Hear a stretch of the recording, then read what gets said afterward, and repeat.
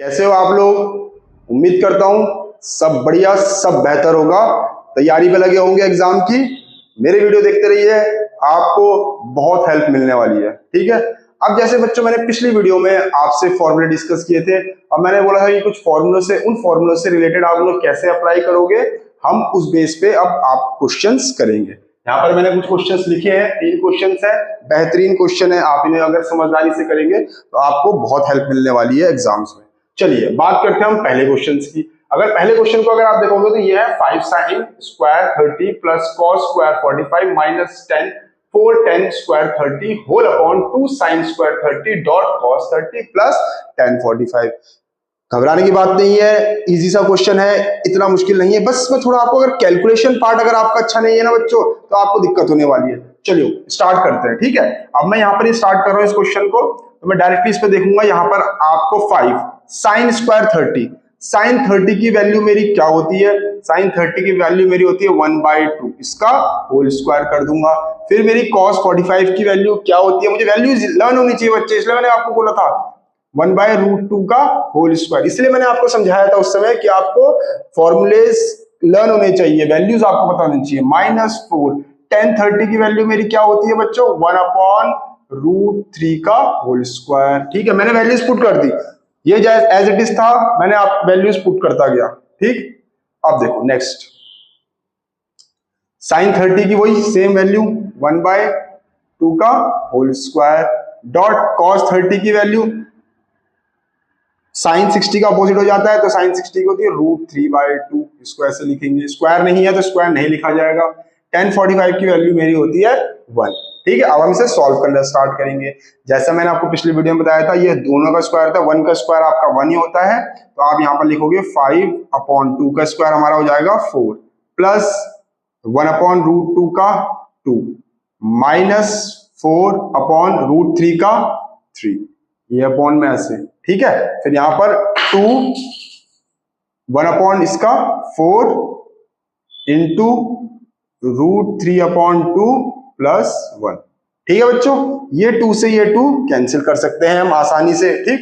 अब अगला मेरा जो होगा, अगला समझो स्टेप, इसमें मैं क्या करूंगा, पूरा एलसीएम ले लूंगा। यहां मेरा एलसीएम आ जाएगा 12, यहां मेरा एलसीएम आ गया 12। देखते रहना बच्चों आराम से। ठीक है। देखो 4 3 12 हाईएस्ट है, और 12 2 से भी कटता है।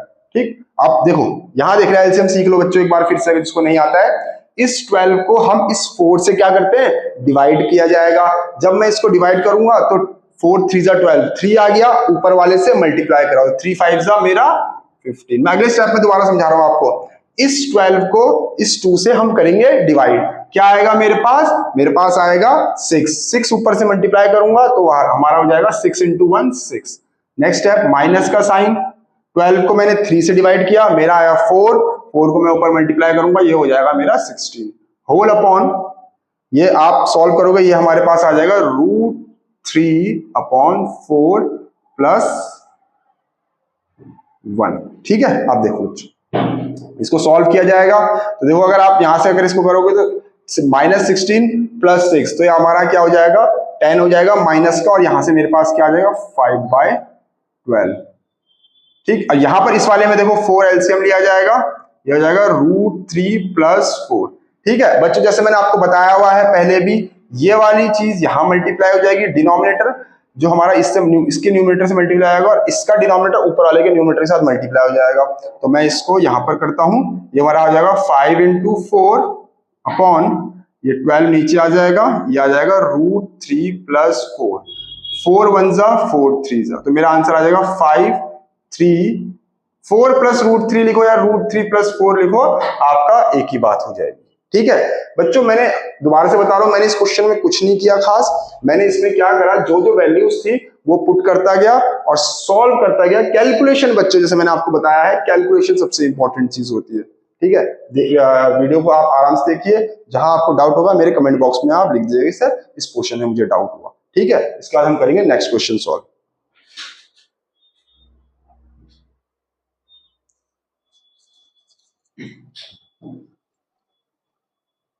नेक्स्ट क्वेश्चन काफी इंपॉर्टेंट है बच्चों।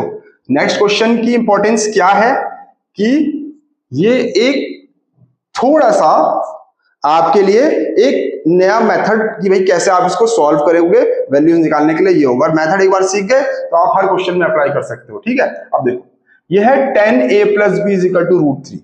10a + b = √3। ठीक है, अब देखो बच्चों, मुझे फिर से मैंने आपको क्या बात बोली है, फॉर्मूला लर्न होनी चाहिए। 10 में कौन सी वैल्यू होती है, 10 60 की वैल्यू होती है।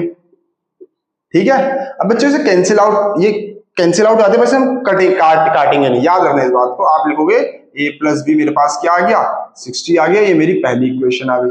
ठीक, अब देखो इसी तरह से मैं क्या करूंगा, कॉट वहां 10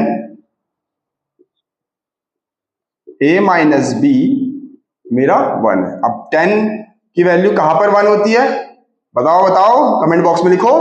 10 की वैल्यू कहां पर 1 होती है, 45 पे। 10 45 पे। ठीक है, अब देखो ये आ जाएगा मेरा a - b = 45। ये दो इक्वेशंस बन गई मेरी यूजिंग एलिमिनेशन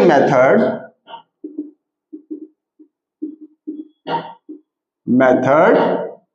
ठीक है, इन इक्वेशन 1 और 2। तो मैं क्या करूंगा, देखो a + b = 60, a - b = 45। 45 है ना मेरा यहाँ पर। ठीक है, अब वही सेम चीज, ये प्लस है ये माइनस है, कैंसिल आउट हो जाएंगे। 2a ये आ जाएगा मेरे पास 105। तो यहां से मेरा क्या आ जाएगा, a 5 2 5 = 10। ठीक है, 2 5 = 10, फिर हमारा बचा 5 बचा, 2 2 = 4 और 1 बचा, पॉइंट लगाया 0, 2 5 = 10। ये मेरा एक वैल्यू ऑफ a आ गई। ठीक है, वैसे ही मुझे वैल्यू ऑफ b निकालनी है। ठीक, वैल्यू ऑफ b कैसे निकाली जाएगी, किसी भी इक्वेशन में पुट कर दो आप। a + b = 60 है मेरे पास, a की वैल्यू मेरा 52.4 है, प्लस b की है 60। b हमारे पास क्या आ जाएगा, 60 - 52.5। तो यहां से मेरी b की वैल्यू आ जाएगी 7.5। ठीक है बच्चों, यहां से ये दो एंगल आ गए a और b।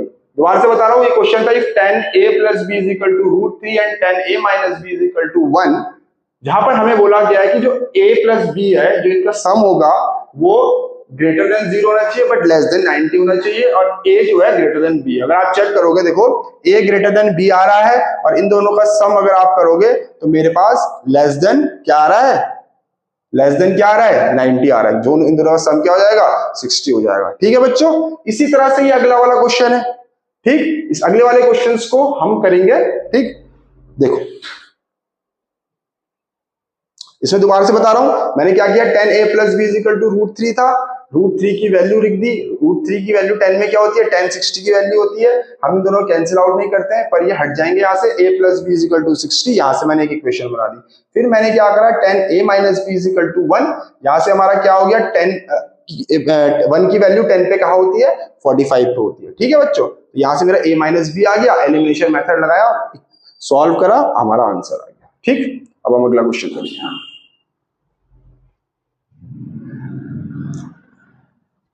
देखो बच्चों, अगला question same as it is इसी क्वेश्चन की तरह है। cosec a - b = 2, cot a + b = 1/√3, 0 a + b, और हमारे पास ये वैल्यू हमारे पास दे रखी है। भाई फिर से बोला है उसने, a ग्रेटर देन b है, हमें a और b की वैल्यू निकालनी है। ठीक है, तो मैं यहाँ पर लिखूंगा cosec a - b = 2। अब बताओ cosec a - b = 2 कहां पर होती है, तो मैं इसके लिए कहां जाऊंगा, साइन की वैल्यू, क्योंकि साइन का अपोजिट होगा। अब साइन 30 हमारे पास 1/2 होता है। ठीक है, साइन 30 1/2 होता है, यानी कि ये किस में आ जाएगी, कॉसेक में 30 की, क्योंकि ये उसका अपोजिट होगा। तो हमारे पास क्या आ जाएगा, कॉसेक 30। तो यहाँ पर a - b मेरे पास 30 आ जाएगा। ठीक, पहली इक्वेशन मेरे पास ये आ गई। ठीक है, अब अगला जैसे ये है cot a + b, cot a + b जो मेरा है वो क्या होगा, 1/√3 है मेरे पास। तो मेरी कॉट की जो वैल्यू है वो कहां पर होती है, मैं चेक करूंगा भाई 10 पे 1/√3 कहां पर होता है। ठीक है, 10 पे। ठीक है, ध्यान रखना क्या बोलने वाला हूं मैं, 10 पे चेक करना है, 1/√3 नहीं चेक करेंगे हम, क्योंकि कॉट तो उसका उल्टा होगा। मैं क्या चेक करूंगा, √3 कहां पर होगा, तो 60 पे होता है, याद रखना। उसका अपोजिट चेक करेंगे, ठीक है। तो 60 पे चेक होता है ये, तो यहां पर मेरा क्या आ जाएगा, cot 60, ठीक है। तो यहां से मेरा क्या हो जाएगा, a plus B equals to 60, यहां से मेरी क्या होगी, सेकंड इक्वेशन आ गई। दोबारा बता रहा हूं बच्चों, इस स्टेप को दोबारा बता रहा हूं कि cosec a minus B is equal to 2 है। मुझे फिर से वही जैसे हमने पिछले क्वेश्चंस में किया था कि मुझे चेक करना है cosec की वैल्यू 2 कहां पर होगी। अब क्योंकि मुझे पता है cosec साइन का अपोजिट होता है, तो 2 का अपोजिट क्या होगा, 1/2, 2 का रेसिप्रोकल 1/2 ही तो होगा। अब 1/2 साइन किस पे होता है, 30 पे होता है, तो मैंने यहाँ पर ये फिर cosec 30 पे ही हमारा 2 आएगा, ठीक है। अब a माइनस बी 30 आ गया, फिर आ गया मेरे पास cot a प्लस बी 1/√3। फिर मैं वो सेम चीज चेक करूंगा कि जो cot है, क्योंकि उसका tan का अपोजिट होता है, तो tan 60 पे √3 होता है, ठीक है। अब √3 का पॉजिटिव देखूंगा मैं, तो 1/√3 होता है, तो वो cot 60 हो गया। यहां से मेरी इक्वेशन आ गई यूजिंग एलिमिनेशन मेथड। फिर से मैं एलिमिनेशन मेथड लगाऊंगा इन इक्वेशन 1 एंड 2। तो देखो क्या आ जाएगा, a minus B is equal to 30, a plus B is equal to 60, plus minus minus ये हो जाएगा 2a इज इक्वल टू 90, ये हमारे पास 45 आ गया। तो a की वैल्यू मेरे पास क्या आ गई, 45 आ गई, ठीक है। और वैसे ही इसमें इन दोनों में से किसी भी एक इक्वेशन में मैं a की वैल्यू पुट करूंगा और मैं b की वैल्यू फाइंड आउट कर दूंगा। अगर मैं यहाँ बात करूं a plus B is equal to है मेरे पास 60, a मेरे पास है 45 प्लस b टू 60, तो b मेरे पास क्या हो गया, 60 माइनस 45, यहां से मेरी b की वैल्यू आ गई 50, ठीक है। ठीक है बच्चों, ये एंगल्स हैं, ठीक है। डिग्री में भी आप उनके ऊपर डिग्री भी लगा सकते हो, कोई दिक्कत नहीं भी लगाओगे तो कोई इतनी प्रॉब्लम नहीं आने वाली है आप लोगों को, ठीक।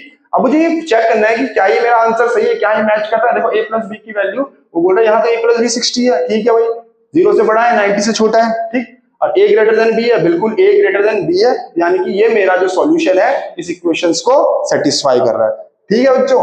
आपने बच्चे इसी पैटर्न पे, इसी एक्सरसाइज में इन्हीं क्वेश्चंस को, इसी टाइप के क्वेश्चंस को सॉल्व करना है, ताकि देखो बच्चों जितनी प्रैक्टिस करोगे उतना ज्यादा आपको रिजल्ट अच्छा मिलेगा। अगर आप प्रैक्टिस नहीं करोगे तो रिजल्ट कम होगा। ऐसे नहीं कि भाई एक वीडियो देखी, वीडियो से कॉपी कर लिया या वीडियो में देख के, नहीं, आपने क्या करना है, वीडियो देख के आपने सीख लेना है कैसे होना है, फिर अपनी बुक उठानी है, उसमें देखो इस टाइप के क्वेश्चन, देखो ये कहां पर है इस टाइप के क्वेश्चन, और इन टाइप्स के क्वेश्चन को आपने सॉल्व करना है। एक चीज याद रखना बच्चों, सीबीएसई का मैं दोबारा से बोल रहा हूं, सैंपल पेपर ने आपको बता रखा है कि ये बेसिक है, इसका मैं लेवल अप करूंगा, ठीक है। आप अगर उस बेसिक को क्लियरिटी से नहीं पढ़ोगे, आपको बेसिक क्लियर नहीं होगा, तो आपको आगे जाके फिर एग्जाम्स में प्रॉब्लम ऑटोमेटिकली आएगी ही आएगी। तो आपने बेसिक ध्यान रखना है कि कैसे आपने क्वेश्चंस को कैच करना है, सैंपल पेपर से मैच करना है, और आपको फिर उस टाइप्स के बहुत सारे क्वेश्चन करने हैं। और मेरा ही आपसे वादा है, जो क्वेश्चन मैं आपको करा रहा हूं ये आपको बहुत हेल्पफुल होने वाले हैं आपके एग्जाम्स में, ठीक है बच्चों। आज के लिए इतना ही, थैंक यू।